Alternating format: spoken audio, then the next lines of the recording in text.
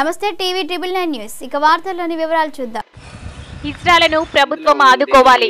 దండు Sarika alias Sarayya. గత ప్రభుత్వం హిజ్రాల అభ్యున్నతి కోసం పట్టించుకోలేదని సీఎం రేవంత్ ప్రభుత్వం హిజ్రాల అభివృద్ధి కోసం పట్టించుకోవాలని భద్రాద్రి కొత్తగూడెం జిల్లా ఇల్లందు పట్టణానికి చెందిన దండు సారయ్య తెలిపారు. ఇల్లందులో హిజ్రాలతో కలిసి నిర్వహించిన సమావేశంలో మాట్లాడుతూ ముఖ్యమంత్రిగా రేవంత్ రెడ్డి కావాలని కాంగ్రెస్ ప్రభుత్వం రావాలని ఆకాంక్షిస్తూ తాను తొలిసారిగా మేడారంలో పూజలు నిర్వహించాలని తెలిపారు.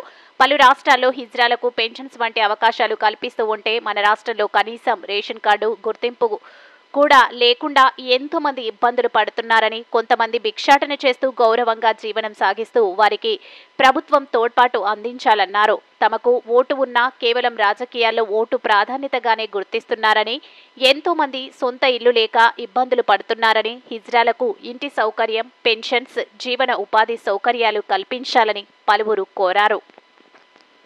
నమస్తే, నేను మీ సారయ్య అలియాస్ సారిక అంటున్నాను.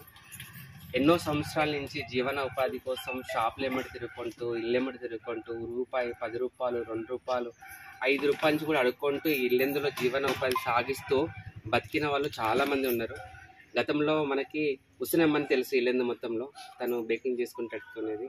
తను చనిపోయిన తర్వాత వీళ్ళందరూ వచ్చేసి నా దగ్గర ఉంటూ వాళ్ళకు వాళ్ళు సంపాదించుకుంటూ ఒక 10 రూపాయలు, 100 రూపాయలు, 500 దాతలు ఎవరు ఎంత ఇచ్చినా కానీ ఎలాంటి గొడవలు లేకుండా, చికాకు చేయకుండా, గలీజుగా దౌర్జన్యంగా అడగకుండా వాళ్ళు ఇప్పటి వరకైతే కొనసాగించుకుంటూ వస్తున్నారు, నా పేరు కాపాడుతున్నారు.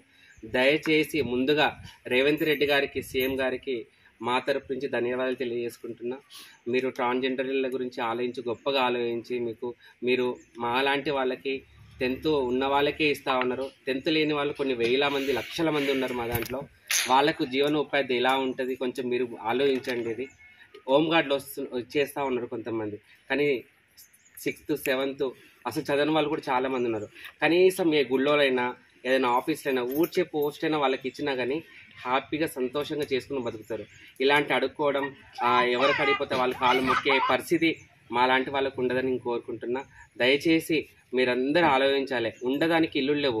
గతంలో మాలాంటి వాళ్ళకి ఇల్లు ఇవ్వాలంటే కూడా భయపడి, అమ్మో కొజ్జోళ్ళు వచ్చిళ్ళు వాళ్ళతో ఏంటని చెప్పేసి అన్న వాళ్ళు, మేము ప్రేమతో మాకు అమ్మ నాన్నల ప్రేమ ఉండదు, అక్క చెల్లెల ప్రేమ ఉండదు, అయిన వాళ్ళ ప్రేమ ఉండదు. మేము ప్రేమతో ఉండాలన్నా కానీ మేము పైసలు ఇచ్చే ప్రేమను కొనాలి.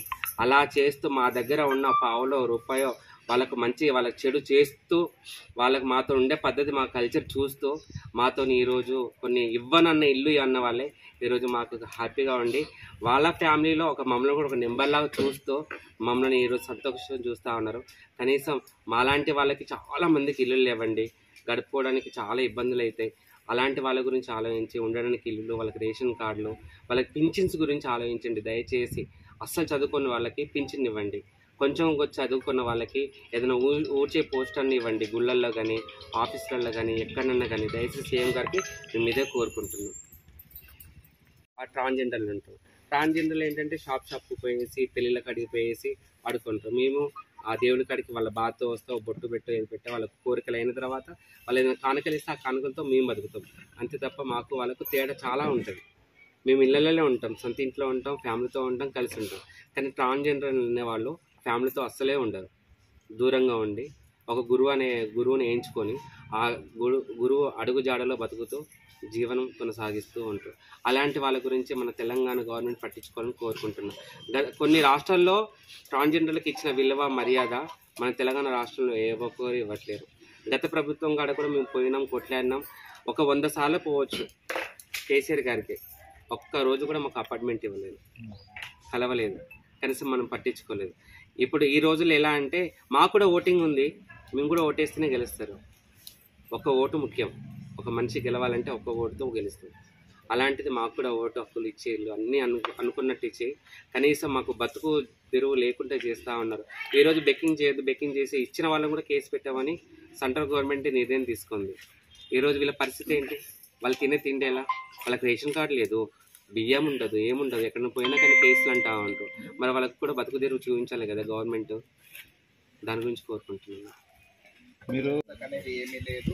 మేము భిక్షార్థన చేసుకుంటే బతికే వాళ్ళము. కాబట్టి మన తెలంగాణ రాష్ట్రంలో ట్రాన్స్జెండర్లకు అనేది మంచి గుర్తింపు తీసుకురావాలి రేవంత్ రెడ్డి సార్. అలాగే మా ఇల్లందులో మాకనేది మేము బతకడానికి జీవన ఉపాధి కాదు, మాకు సొంత ఇల్లు అనేది లేదండి. మేము భిక్షార్థన చేసుకుంటే ప్రతిరోజు మాకు పూట గడవడం జరుగుతుంది. కాబట్టి మాకు సొంత ఇల్లులు అనేది, మాకు పింఛన్లు అనేది, మాకు గుర్తింపు కార్డులు అనేది కానీ అన్ని కల్పించాలని అన్ని మీడియా ముఖంగా అందరికీ తెలియదు.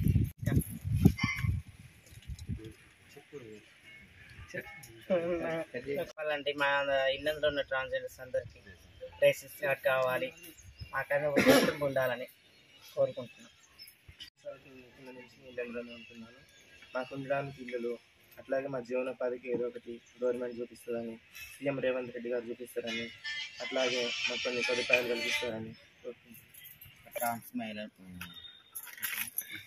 ట్రాన్స్జెండర్ నేను ఇక్కడే ఇల్లందులో నేను గత 5 సంవత్సరాల కానుంచి ఇక్కడే నివసిస్తున్నా. మాకంటూ ఏమీ ఒక ఇల్లులనంగా, రేషన్ కార్డులనంగా, గుర్తింపు కార్డులనంగా ఏమీ లేవు. మళ్ళీ మా ఇతర పక్క రాష్ట్రంలో కూడా ట్రాన్స్జెండర్లకు పింఛన్లు ఒక అన్నట్టుగా చేస్తున్నారు గవర్నమెంట్ అక్కడ వాళ్ళు. మాకంటే ఇక్కడ మాత్రం ఏమీ లేదు. మాకంటే ఒక జీవనాధారం అనేది ఏది లేదు. గవర్నమెంట్ మాకు ఈ రేవంత్ రెడ్డి గారు మాకేమైనా చేస్తారేమో అనేది కోరుకుంటున్నాం. వార్తలు ఇంతటితో సమాప్తం. మళ్ళీ తిరిగి ప్రసారం అయ్యే టీవీ 999 న్యూస్లో కలుద్దాం. అంతవరకు సెలవు.